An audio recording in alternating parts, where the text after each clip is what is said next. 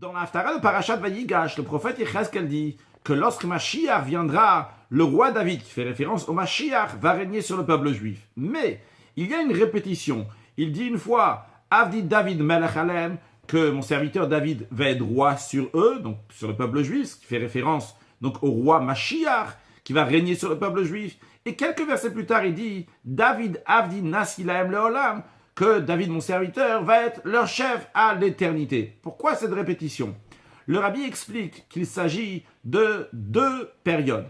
Il y a la première période, qu'on dit Avdi David Melech Alem, que le roi David va être roi, et juste après, il est écrit que le peuple juif vont plus devenir impur avec les mauvaises choses qu'ils font. Ils vont aller dans mes décrets, ils vont les garder, mes ordres, et ils vont s'installer sur la terre d'Israël.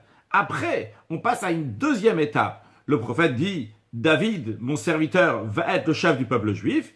Et à la suite de ça, il dit d'autres choses. Quelles sont ces autres choses? Comme il y a écrit dans le verset dans la suite, je vais leur sceller une alliance et je vais les multiplier et je vais mettre mon temple parmi eux. Et jusqu'à la fin de la Haftara, que le prophète Yechezkel dit, Veyadua goyim ki ani Hashem, que les nations vont savoir, sauront que je suis Hashem.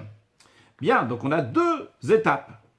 La première étape, lorsque le peuple juif vont se comporter bien comme il faut, faire les décrets que Hachem dit en s'installant en Eretz Israël. Une deuxième étape, lorsque ils vont se multiplier, Dieu va mettre son sanctuaire parmi eux et que toutes les nations vont savoir que je suis Hachem. Le rabbi dit que ces deux étapes-là, il y a une ressemblance de ça aussi dans le Mashiach lui-même, à la fin de l'exil et au début de la délivrance. C'est-à-dire, le Rambam dit que le Mashiach, tout d'abord, il va influencer le peuple juif à aller dans le chemin de Torah Mitzvot. Ça correspond à la première période, la première étape de l'Haftara dans laquelle on parle que le peuple juif va aller dans les lois de Dieu.